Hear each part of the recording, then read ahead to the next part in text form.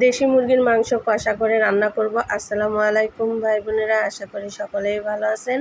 আল্লাহর রহমতে আমিও ভালো আছি। এই যে আজকে আমি একদম আমার পালের মুরগি, একদম ডিম পাড়া মুরগি ধরে জবাই করেছি, সেটা রান্না করব।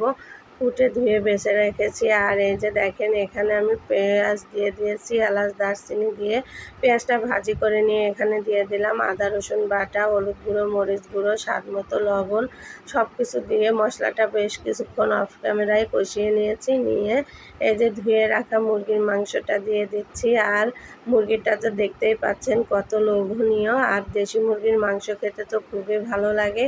আপনাদের কেমন লাগে অবশ্যই জানাবেন, কার কার দেশি মুরগি পছন্দ।